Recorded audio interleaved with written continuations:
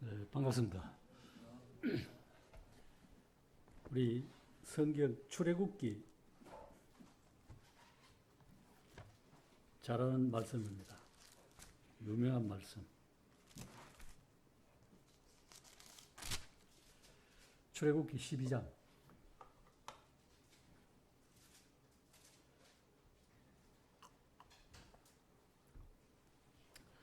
출애굽기 12장.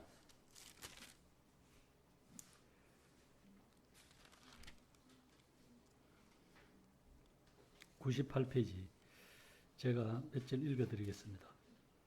여호와께서 애굽 땅에서 모세와 아론에게 일러 말씀하시되 이 달을 너희에게 달의 시작 곧 해의 첫 달이 되게 하고 너희는 이스라엘 온 회족에게 말하여 이르라. 이 달 열흘에 너희 각자가 어린 양을 잡을지니 각 가족대로 그 식구를 위하여 어린 양을 치하되 그 어린 양에 대하여 식구가 너무 적으면 그 집의 이웃과 함께 사람 수를 따라서 하나를 잡고 각 사람이 먹을 수 있는 분량에 따라서 너희 어린 양을 계산할 것이며 너희 어린 양은 허먹고 1년 된 수컷으로 하되 양이나 염소 중에서 취하고 이달 열나흘 날까지 간직하였다가 해질 때 이스라엘 회중이 그 양을 잡고 그 피를 양을 먹을 집 좌우 문설주와 임방에 바르고 그 밤에 그 고기를 불에 구워 무교병과 썬나물과 아울러 먹되 날것으로나 물에 삶아서 먹지 말고 머리와 다리와 내장을 다 불에 구워 먹고 아침까지 남겨두지 말며 아침까지 남는 것은 곧 불사르라. 너희는 그것을 이렇게 먹을지니 허리에 띠를 띠고 발에 신을 신고 손에 지팡이를 잡고 급히 먹으라. 이것이 여호와의 유월절이니라. 그 다음에 13절 내가 애굽 땅을 칠 때 그 피가 너희가 사는 집에 있어서 너희를 위하여 표적이 될지라. 내가 피를 볼 때 너희를 넘어가리니 재앙이 너희에게 내려 멸하지 아니하리라. 그럼 22절입니다. 우슬 전묶음을 가져다가 그릇에 담은 피에 적셔서 그 피를 문 임방과 좌우설주에 뿌리고 아침까지 한 사람도 자기 집 문 밖에 나가지 말라. 여호와께서 애굽 사람들에게 재앙을 내리리고 지나가실 때 문임방과 좌우설주의 피를 보시면 여호와께서 그 문을 넘으시고 멸하는 자에게 너희 집에 들어가서 너희를 치지 못하게 하실 것이니라. 너희는 이러기를 이는 여호와의 유월절 제사라. 여호와께서 애굽 사람에게 재앙을 내리실 때 애굽에 있는 이스라엘 자손의 집을 넘어사 우리의 집을 구원하셨느니라 하라 하매 백성이 머리 숙여 경배하니라. 그리고 38절에 보시면은 수많은 잡족과 양과 소와 심이 많은 가축이 그들과 함께 하였다.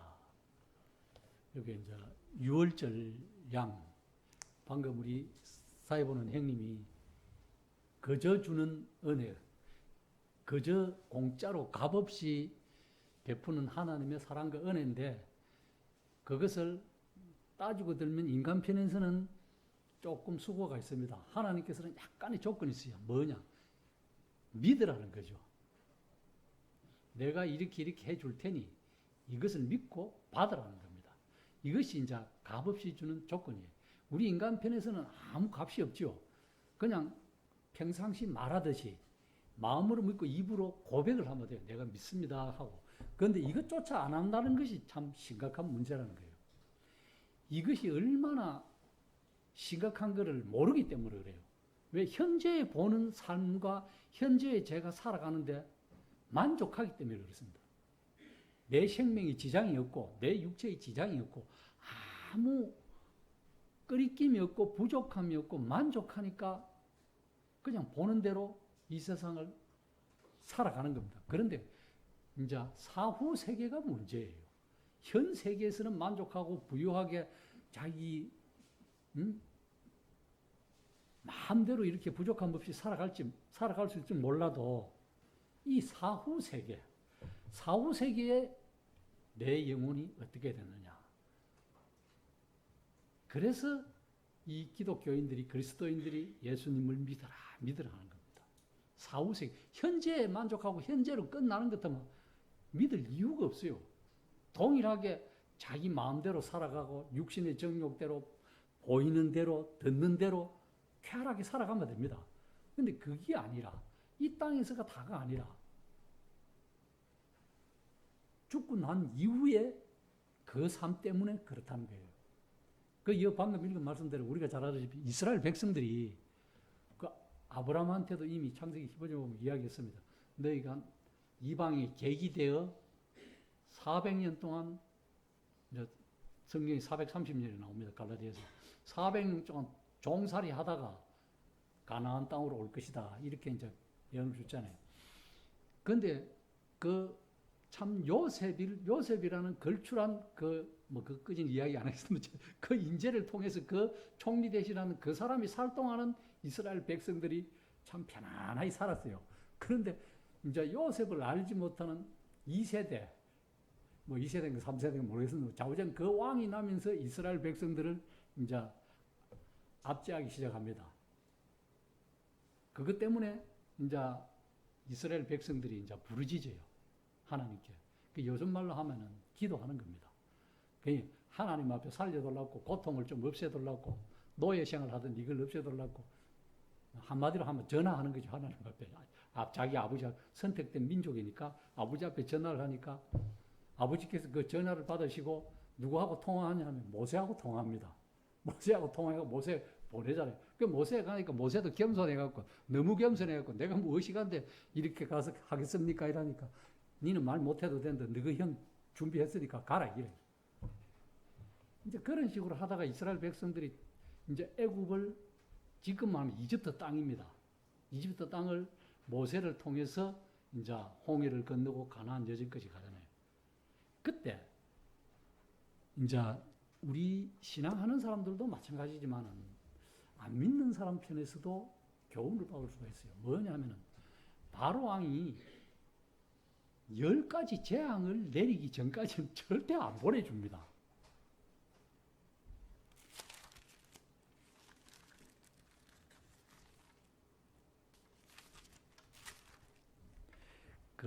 재앙들이 무슨 재앙들이 있느냐 하면 제일 처음에 나일강 물이 피로 변하는 재앙과 그 다음에 개구리 재앙 2, 그 다음에 파리, 그 다음에 독한 역병,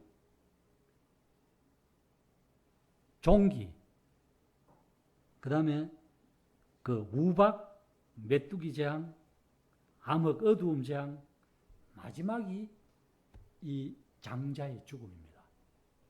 그런데 이 10가지 재앙 중에 제일 첫 번째 재앙과 마지막 재앙 외에는 이스라엘 백성들하고 애굽인들하고 같이 이래 자연적인 재해라고 볼 수 있는 이 재앙들을 당합니다. 그런데 이스라엘 백성들은 특별히 우박 재앙과 몇 가지 재앙은 안 받아요. 햇빛을 보고. 마지막 재앙, 이 재앙은 뭐 때문에 받느냐? 우리가 잘 아는 출애굽기 2장 1, 2장에 보면은 남자들이 태어나거들랑 3살 알로 다 나일 강물에 버리라 그럽니다. 바로 왕이 그 대가로, 쉽게 말하자면 그 대가로 이런 엄청난 안 보내줘요. 바로가 타협을 합니다. 모세하고 아론한테. 자, 이렇게 여기서 이 땅에서 섬기라. 그러나 모세는 우리가 사흘 길 좀 가서 섬겨야 돼. 그러면 이 땅에 소잡고 섬기라. 제물로. 안 된다. 이스라엘 백성들이 애굽인들이 참 중하게 여기는 소를 우리가 잡아 제물로 받지 마. 우리가 맞아 죽는다. 애굽 백성은 이런 여러 가지 일들을 통해서 타협하고 모세하고 또 타협하고 보내주겠다 하고 또 안 보내주고 강팍해하고 안 보내주고 또 보내주겠다 하고 또 안 보내주고 마지막에 이 장자의 죽음, 짐승이든 사람이든 무릇하고 초태생은 첫 아들은 무조건 다 죽는다. 이 죽음에 전 애굽 백성들이 곡소를 하면서 왕으로부터 시작해서 이스라엘 백성들을 빨리 내보내라. 나중에 쭉 읽어보면은 너희들이 남자들만 가고 뭐 가축과 어린아이들은 또 남아라. 이것이 이제 세상, 이제 예수 그리스도를 믿기 전까지의 우리의 삶의 형태입니다. 이 재앙들을, 10가지 재앙들을 우리 각각 개인들로 적용해 보면, 왜 그러냐면 세상에 살다가 뭐 이렇게 교회에 올라가니까 이것도 걸리고 저것도 걸리고 뭐 안 걸리는 게 없어요. 그것 좀 자꾸 버리고 올라가니까 아쉬움이 나면 자꾸 뒤로 돌아봅니다. 돌아갔다 돌아왔다 돌아갔다 돌아왔다. 이제 그리스도인들도 마찬가지예요. 이게 뭐 하던 거 보면 뭐 이렇게 교훈 받을 때 내가 이렇게 들어갔다 나갔다. 이런 마음 자세가 신앙하는 자세는 하나님 앞에 아름답지 못한 것이고, 세상에 있다가 나오는 사람들이 당연히 그렇습니다. 자기가 이거 내가 이 세상에 열심히 잘 살아가 있다가 교회 나가면 이거 뭐 이래 또 불교 믿다가 개종하면 뭐 잘못되는 거 아이가 싶어가지고 막 이래 하고, 그래 여러 이런 것들이 있기 때문에 참 바로가 하던 행태를 안 믿는 사람들도 그대로입니다. 그러나 하나님께서 바로의 마음도 강팍하게 하셨지만은 결국은 바로가 순종하고 가라. 모든 걸 다 끌고 가라. 그래 그 밤에 끌고 갈 때 이스라엘 백성들이 나갈 때 은근 폐물을 이스라엘 백성들이 자원해서 준 것도 있어요. 자기들이 사고 나왔지만 그 모든 것을 부족함 없이 이스라엘 백성들이 나오전 이집트를 탈출합니다. 모세에 의해서 구출을 받아요. 홍해를 건너고. 그때 누구도 따라 나가느냐? 이제 혼혈족이라 그러는데 허다한 잡족. 그러니까 뭐 어느 그 이스라엘 백성 외에 좌우지간 같이 함께 따라 나가는데 그 이방인이겠죠. 잡족은 이방인입니다. 무조건 하나님이 싫어하는 이방인. 그러면 이렇게 되기까지 과정 중에 유월절. 너희들이 갈 때, 여기 이제 방금 읽은 말씀과 같이 양을 잡아서 좌우지간 문, 임방, 설주 다 발라라, 이라. 예를 들자면 내일 내가 천사를 보내서 너 이스라엘 백성 싹을 다 멸망시킬 때 조태성 멸망시킨다니까 이스라엘 백성 너희들은 이스라엘 백성이든 아니든 누구든지 집에 양을 잡아서 가족대로 한 마리를 잡든 뭐 여러 마리를 잡든 그 누구든지 그 집에 들어가서 문 임방에 피를 바르면은 그 피를 보고 죽음의 사자가 그 넘어가겠다 이라. 그것은 예외도 없습니다. 남녀노소, 뭐 빈부격차, 뭐 이스라엘이든 애굽이든 상관없이 그 집에서 좌우지간 양을 잡아서 이래 문 임방과 설주에 피를 바르면 돼요. 그런데 이스라엘 백성 외에는 그걸 안 했다는 거죠. 문제는 그 안에는 뭐 죄인이든 아니든 뭐 잘 사는 사람이든 못 사는 사람 이거 아무 상관없이 좌우지간 집안에만 있으면 되는 거예요. 그 피를 볼 때 죽음의 천사가 그걸 넘어간다는 거죠. 그래서 내가 피를 볼 때 너희를 집을 넘어가겠다는 거죠. 안 보겠다는 거죠. 이것이 하나님의 너무나 큰 사랑과 은혜라는 겁니다. 만약에 집안에 있는 사람이 내가 예를 들자면 우리 예배당에 저 문에 들어오는 것대로 치면은 안에서 양을 잡아가지고 저 문인방 설주에 발라라 이래. 그럼 이 안에 들어오는 사람은 누구는 안 묻는다 이 말이에요. 우리 지금 여기 앉아 계신 분들도 지금 나이 많은 분, 뭐 젊은 사람 거의 없습니다. 막 좌우지간 애들 끄지, 어른 끄지, 저 뭐 90이나 애, 뭐 5살 먹은 애 끄지 이 방에 있다면 안전하다. 근데 이 방에 있는 사람들이 생각할 수는 있습니다. 야, 저 피가 정말로 내가 안 죽고 살아있을까? 그거는 인간이기 때문에 생각할 수는 있어요. 저 피가 나를 구출해 줄까? 느낌과 생각은 각각 다릅니다. 그래 하니까 저 인바에 바르면 넘어가라 했으니까 그 말을 듣고 있는 사람, 마음이 편안하게 있는 사람이 있을 수 있고, 대부분의 사람은 설마, 혹, 생각은 각각 틀립니다. 그때 당시에도 그 집에, 피를 바른 그 집에 있는 사람들의 생각, 그러나 그 느낌과 생각으로 구원받은 것이 아니라는 거예요. 하나님의 말씀은. 온전히 그 피를 바른 그 피의 효력이라는 겁니다. 효과라는 거예요. 그 외에는 아무것도 없어요. 그 사람들이 들어가면서 뭐 어디 이스라엘 백성들이 그 문이방에 바르면서 딱 수고한 것 딱 하나 있습니다. 양 잡는 거. 양 목 뺀 거. 양을 목을 따고 피 뺀 거, 피 바른 거, 그거 수고한 것밖에 없어요. 아무것도 없어요. 그 우슬처럼 묶어 갖고 그거 뭐 그게 믿음이라는 거예요. 짐승 잡아갖고 만약 예를 들어서 이 집이 있는데 그 안에 다 산데 짐승을 뭐 예를 들면 어떤 짐승을 잡아가지고 피를 발라라. 그럼 내가 죄를 다 사해주겠다. 우슬처럼 갖고 그걸 바릅니다. 근데 그 바른 사람이 있고 안 바르세요. 바른 사람은 살았을 끼고 그 안에 들어가서 안 바른 사람은 싹들 다 죽었다는 거예요. 그것이 믿음이에요. 바른 거 없어요. 성경 간단하게 이야기해서. 막 세세하게 풀어서 이렇게 해주면 여러 가지로 이야기가 나올 수 있겠습니다만 간단하게 이야기해주면 그런 거예요. 내 생각이나 어떤 느낌이나 정서적인 것 이걸로 구출받은 거 아니라는 거예요. 구원받은 거 아니라는 거예요.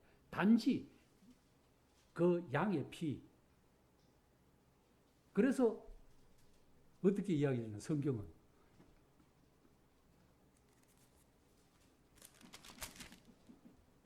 여기 보면은 각자 어린 양을 잡을지니 가족대로 3절에 보면 이 식구를 위하여 어린 양을 취하되 그 어린 양에 대하여 식구가 너무 적으면 그 집에 이웃과 함께 사람 수를 따라서 하나를 잡고 이거 여러 마리 잡는 사람이 수가 많다고 여러 마리 잡는 거 아니에요. 4절에 그때 이제 가나안이 들어와서 이스라엘 들어와서 각각 자기 죄를 칼 때는 한 마리씩 다 잡았지만은 지금은 한 마리를 잡아서 식구 수가 적으면은 그 이웃 사람까지 여러 사람을 초청해갖고 그걸 다 하라 이 말이에요. 한 마리라는 거예요. 이것도 중요합니다. 한 분이래요. 한 분 예수 그리스도. 한 사람 아담 때문에 하나님의 말씀을 거역함으로 그 죄가 들어와서 그 죄의 후손들인 사람들이 우리라는 거예요. 그럼 한 분 예수 그리스도 때문에 십자가의 보혈로 깨끗함을 받는다는 거예요. 여기서 한 마리라는 거예요. 그게 어린 양. 이것을 신약에 와서는 정확하게 양으로 인해서 죄 씻음 받는다는 것을 말씀해 주고 있습니다. 그것이 고린도전서 5장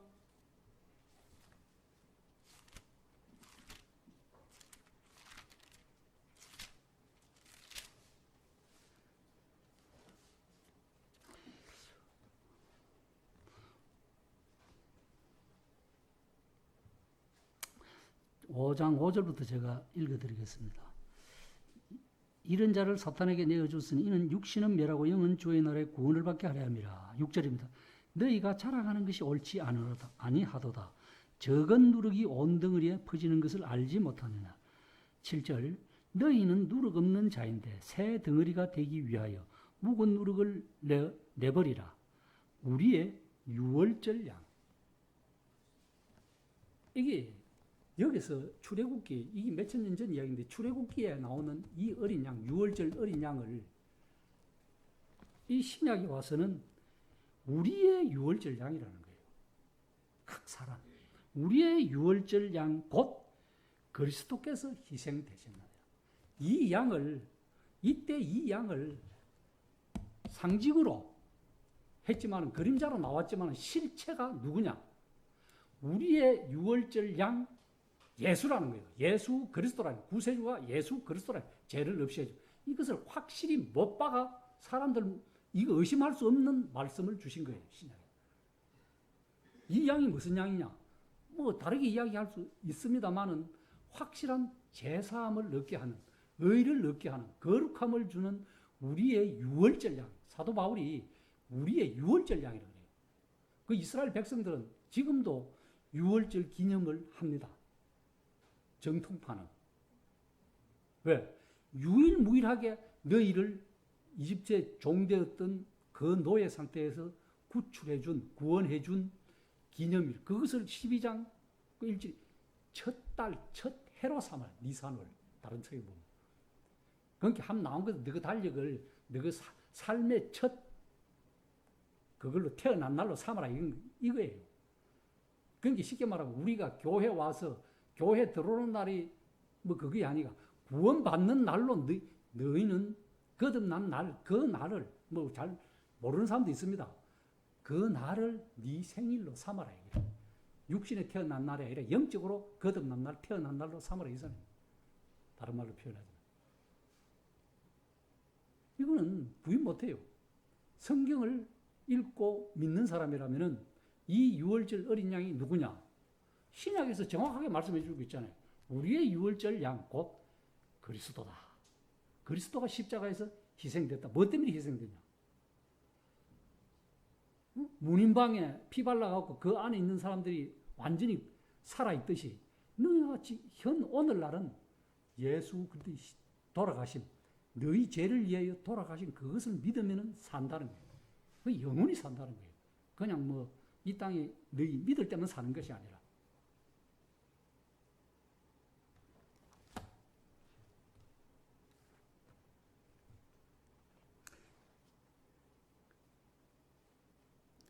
그 유월절 어린 양은 예수 그리스도의 제사함의 예표다.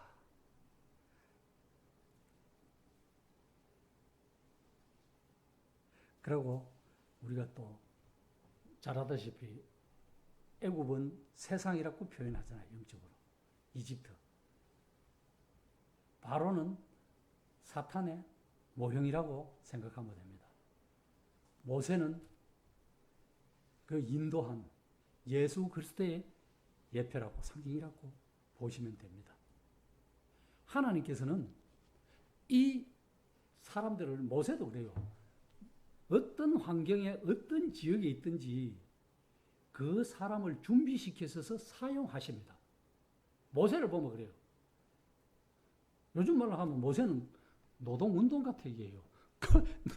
노예로 압제받던 그걸로 자기가 이제, 바로의 공주의 아들로 있다가 가만히 보니까 자기 이스라엘 백성을 아니까 그 애굽인하고 싸울 때 말기다가 그 죽이잖아요. 그래서 뭐 밀어서 죽더라는데 어쨌든 좌우지간 싸우지 말라고 이러다가 죽이서 그것 때문에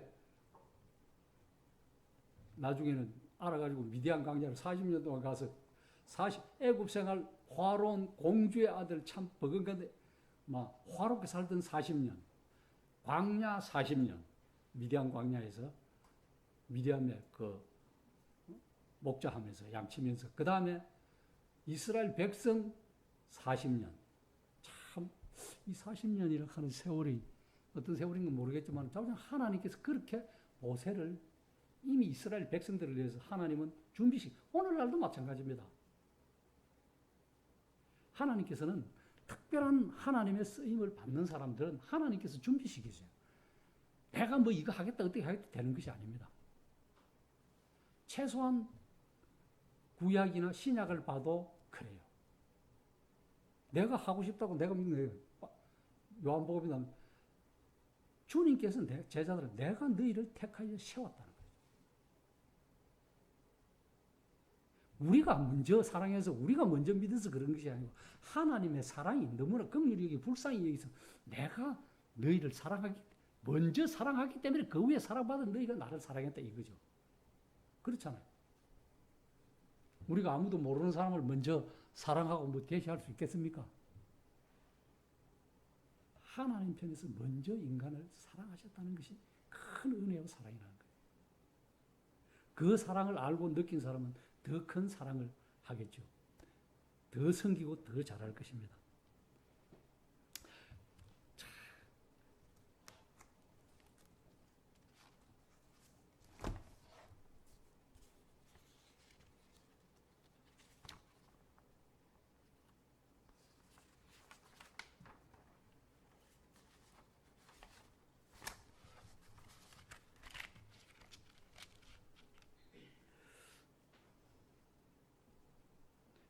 방금도 말씀드렸습니다만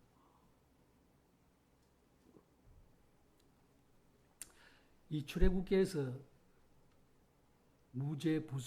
부재하시고 전지전능하시고 그 하나님께서 능력의 힘으로 이스라엘 백성들을 애굽에서 구출해 탈출시켜 줍니다.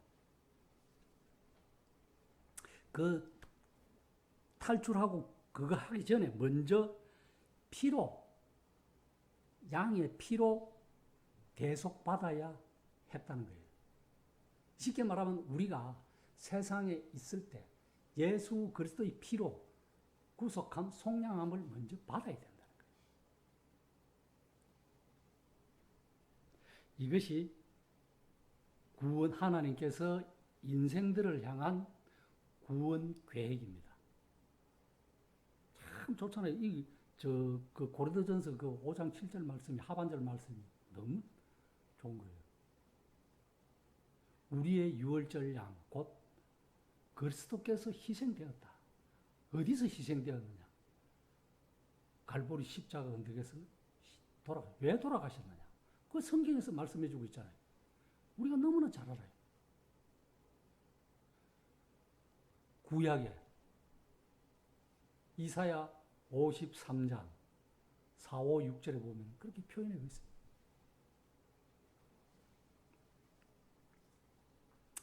유월절 어린 양의 피가 이스라엘 백성들을 구속하고 속량해 주셨듯이, 대속해 주셨듯이 오늘날 하나님의 어린 양 대신 그 요한복음 1장 29절에 있습니다. 보라, 침례 요한이 그렇게 말씀했어요. 보라, 세상 죄를 지고 가는 하나님의 어린 양이로, 그 어린 양 대신 그 주님의 십자가의 보혈이 오늘날 사람들을 구원하셨고 이 자리에 있는 모든 분들을 구속해 주셨다는 겁니다.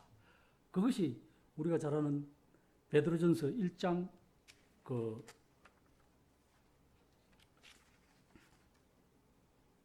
18절, 19절 그래 나와 있습니다.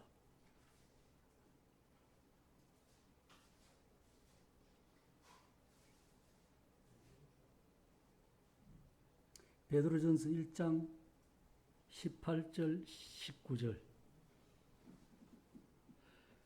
그 성경은 그렇게 표현해 주고, 너희가 알거니와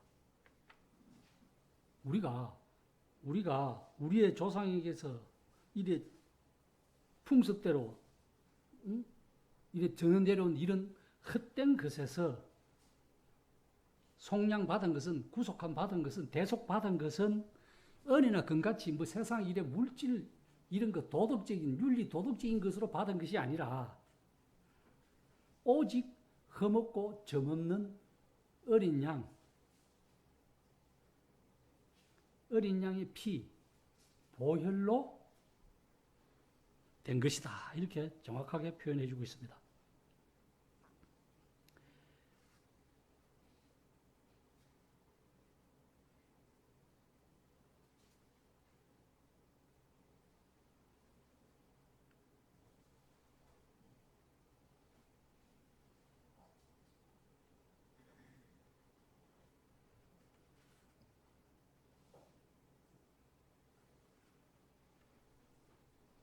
그래서 또 한 가지 재미있는 것은 이 이스라엘 백성들이 애굽에 출국할 때 성경을 12장에 읽어보면 성경이 나와 있지만 어떤 그 당시에 장로나 어떤 누구의 이해는 말이 없어요.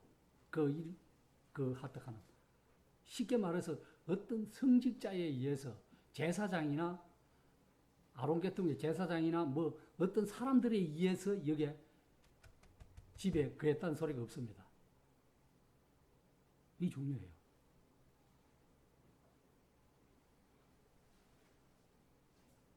이 말씀 중에는, 이 내용 중에는 이스라엘 백성들이 대속을 얻는데 어떤 역할을 한 사람도 없다는 거예요. 어떤 역할을 한 사람도 없어요. 오늘날은 그 역할을 하는 사람들이 있습니다. 왜? 먼저 믿은 성도들이 전해요. 당연히 주님께서 지상명령으로 하셨기 때문에. 그런데 그때는 이 선택된 밑에는 하나님께서 그렇게 직접 모세를 통해서 너희는 양을 잡아 그 집안에 문인방이 잡술째 피를 바르고 하라. 그런데 그 한 사람만 있지 다른 사람은 없어요. 다른 그런 역할을, 일반적으로 그런 역할을 한 사람이 없다는 거예요. 그게 굉장히 중요합니다. 하나님을, 말씀을 믿고 자원해서 믿었다는 거예요.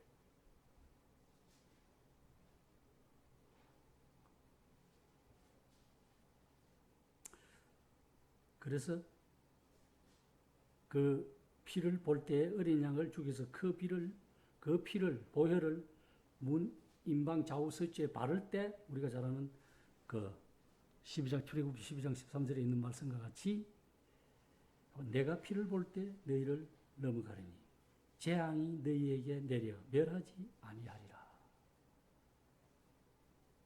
출애굽기 12장 13절입니다. 이 뭐 기적이라고 하면 기적, 표적이라면 표적, 표적이라고 하면 표적, 개인적인 가치나 어떤 선한 행위들이 전혀 여기 언급이 되어 있지 않습니다. 단지 어린 양, 여기 보면 어린 양이 피밖에 강조 안 해요. 어떤 면에서 어떤 사람이 그랬어요. 이 정말로 살아있는 기독교는 피의 종교다 그래요. 왜 피의 종교냐? 사람이 죽는 대신 짐승을 잡아서 피로 제사함을 받았고 마지막에는 한 사람 예수 그리스도의 피로 제사함 받는 거듭남을 받는 이유고 그 다음에 또한 그 예수 그리스도 외에 우리가 알 수 있는 것은 선교사들 중에 우리가 잘 아는 그 미개인들한테 죽음을 당해서 순교하는 이것밖에 없습니다. 오직 피예요. 피 외에는 예수 그리스도의 십자가의 보혈의 피 외에는 이 구원받을 길이 전혀 없다는 거예요. 이 세상에서는. 유일무이한 길이. 그래서 우리가 잘 아는 요한복음 14장 6절 내가 곧 길이요 진리요 생명이니 예수 그리스도를 통하지 않고는 아무도 하나님께 아버지께 갈 자가 없다는 거예요. 그 오직 길은 우리가 하나님 앞에 갈 수 있는 길은 예수 그리스도밖에 없다는 겁니다. 보혈의 십자가. 그래서 성경은 구약에도 우리가 잘 아는 레위기 17장 11절에 보면 거기도 보면은 육체의 생명은 피에 있다. 이렇게 말씀하면서 내가 이 피를 너희에게 주어 제단에 뿌려 너희 생명을 위하여 속죄하게 하였나니 생명의 피에 있으므로 피가 죄를 속한다. 이렇게 말씀해 주고 있어요. 그래서 무릇하고 짐승의 피든지 어떤 피든지 피는 먹지 말라 그랬어요. 하나님께서 제일 처음에 짐승을 잡아 풀만 먹다가 고기를 먹으라 했을 때 절대 피는 먹지 마라 그랬습니다. 왜? 그 피가 생명이에요. 생명을 먹으면 안 된다는 거예요. 구약에도 그랬지만 신약에도 사도행전에도 나와요. 신약에도 피와 먹지 말라 그랬어요. 그런데 사람들은 참 건강을 위해서 뭐 사슴피가 좋니 뭐 먹으면 안 돼요. 물론 선짓국 생피로 뭐 가고 뭐 안 되고 음식으로 이제 그것도 나옵니다. 고린도서 보면은 그 선짓국도 먹어야 되느냐 안 먹어야 되느냐 그런 논란이 있는데 이제 그거는 우리가 음식으로 설명하고 주는 거잖아요. 그 감사함으로 먹으면은 모든 것이 하나님께서 주신 것을 감사함으로 먹으면은 버릴 것이 없다 그랬어요. 성경에. 그래서 그런데 혹 이제 우리가 믿잖아요. 이제 김영민도 믿습니다. 근데 아까도 제사 이야기 했는데 그래 믿는 사람이 안 믿는 사람 집에 갔어. 니 예수 믿는다 하면서 이 제사 음식 먹나? 그러면은 안 믿는 사람과 내 양심을 위해서 안 먹는 게 좋다 그랬어요. 성경에는. 왜? 그 나중에 이제 그 설명을 해주면 돼요. 그렇습니다. 그러나 뒤에 이제 갈수록 하나님께서 음식은 기도하면 거룩함으로 음식은 하나님께서 주신 거기 때문에 기도하면 버릴 것이 없다고 했어요. 그런데 사람들은 이제 자기 그 건강을 위해서 육체의 건강을 위해서 그렇게 음식을 이렇게 가리 먹는 사람이 있습니다. 그 말은 안 하고. 그러나 그리스도인들은 그 가릴 필요가 없어요. 감사함으로 먹으면 감사히 먹겠습니다. 그래 먹듯이 육체의 음식을 먹듯이 이 예수 그리스도를 통해서 성경을 통해서 영적인 영양분도 섭취해야 돼요. 육신의 음식을 좋은 것만 차 건강을 위해서 먹는 것도 좋지만은 그것보다 더한 영의 양식을 한마디로 성경을 읽고 계속해서 그걸 먹으라는 거죠. 요한복음에 보면 그 뜻이에요. 어데메로 뭐 이 상징적으로 준 거 이게 실제 피고 살이고 이게 아니라 이 하나님의 말씀을 영양분을 공급하라는 거예요. 자양분을. 땅에 심은 나무가 거름을 주면은 그 영양분을 섭취하고 나무가 잘 커서 몇 년 후에는 열매를 맺지. 어린 묘목을 심어 놓으면 금세 뭐 열매 맺습니까? 안 맺잖아요.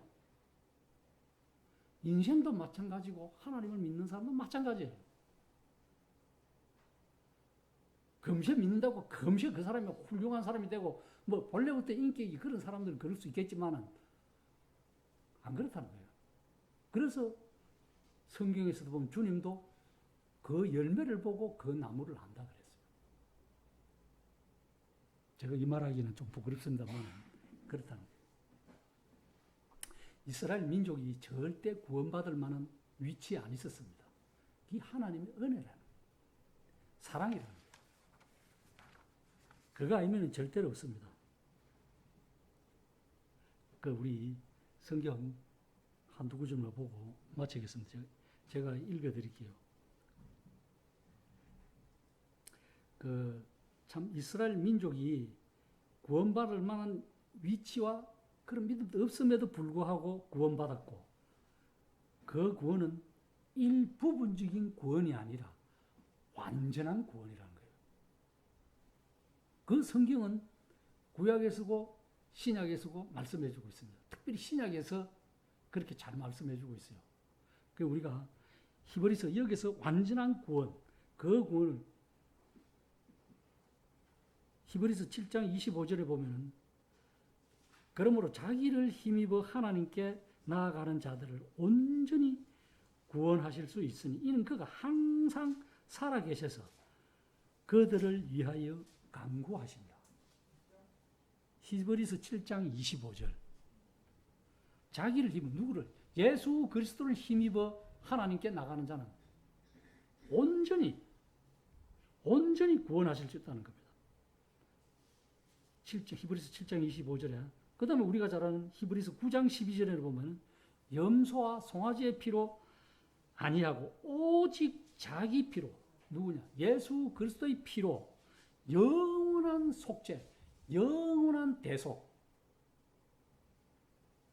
그러니까 일반 부분적인 구원이 아니라 부분적인 속죄가 아니라 영원한 속죄를 이루사 단번에 성소에 들어가셨다. 이렇게 표현해 주고 있습니다. 그리고 주님은 또한 구약에도 뭐 그런 나옵니다.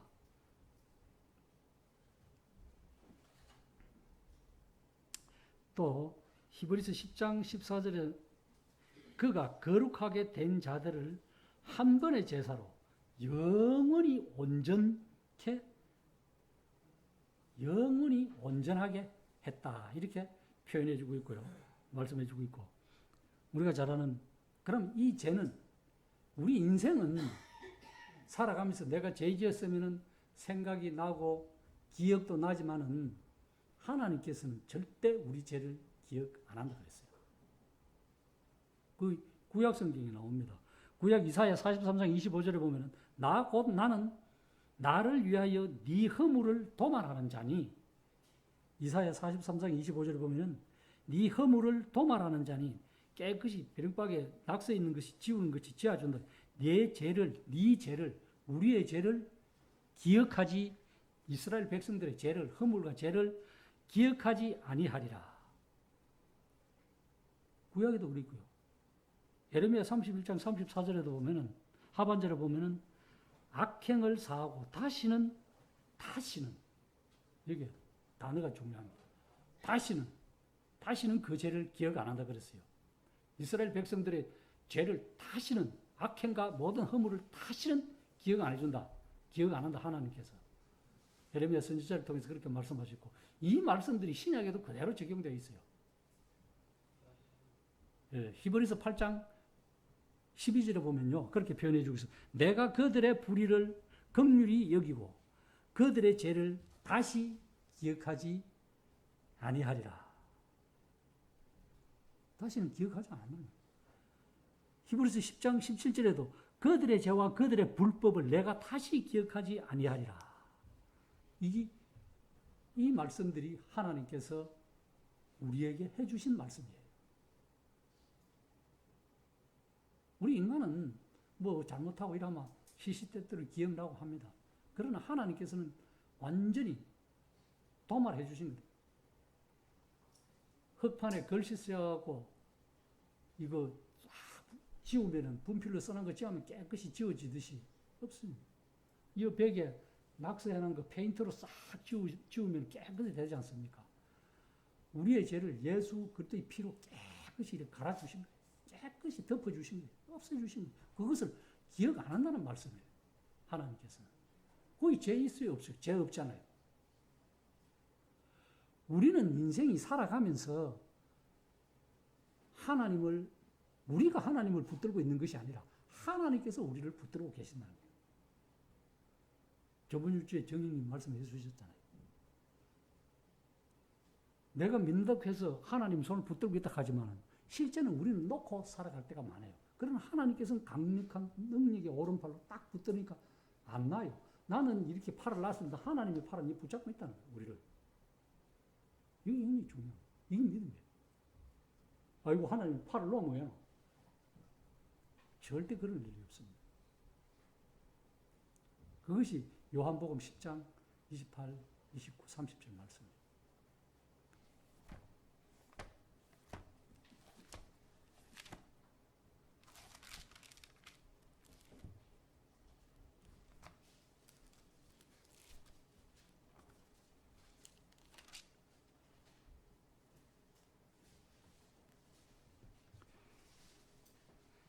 내 양은 내 음성을 들으면 나는 그들을 알며 그들은 나를 따라 28절. 내가 그들에게 영생을 주노니 영원히 멸망하지 아니할 것이요 또 그들을 내 손에서 빼앗을 자가 없느니라. 그들을 주신 내 아버지는 만물보다 크심에 아무도 아버지 손에서 뺏어줄 수 없느니라. 나와 아버지는 하나다. 예수 그리스도와 하나님은 한 분이다. 손에서 빼앗을 누가 빼앗겠습니까? 이 만물, 우주 만물의 창조자가 딱 영생을 받은 사람에게 딱 줬는데 그걸 누가 뺏어요? 로마서에서도 그걸 표현해주고 있습니다. 8장 30절에 보면.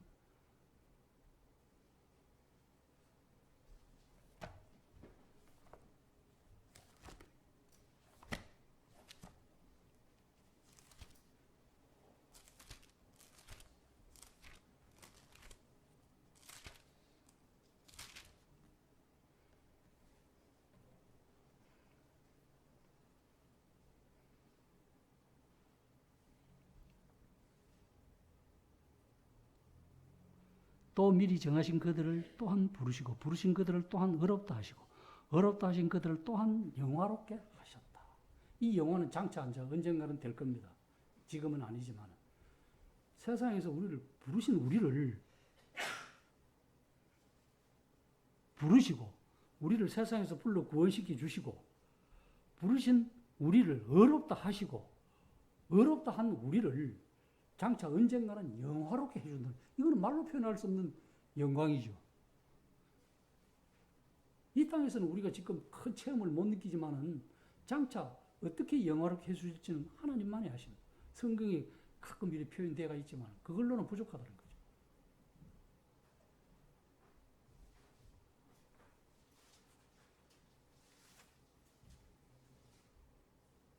그래서 이런 은혜의 복,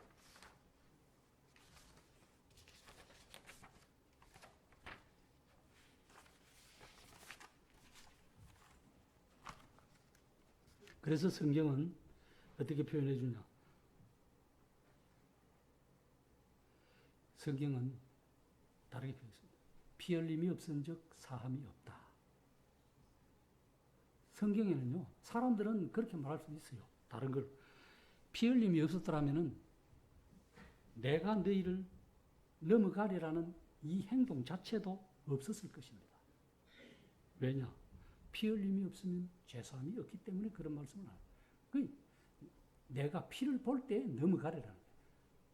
네가 피를 믿으면 구원을 얻는다는 거예요. 그래서 요한 1서 5장 12절에 보면은 아들이 있는 자, 예수 그리스도를 믿는 자에게는 영생이 있고 생명이 있다는 거예요. 아들을 믿지 않는 자에게는, 하나님의 아들이 없는 자에게는 생명이 없다. 딱 한마디로 말씀해 주고 있습니다.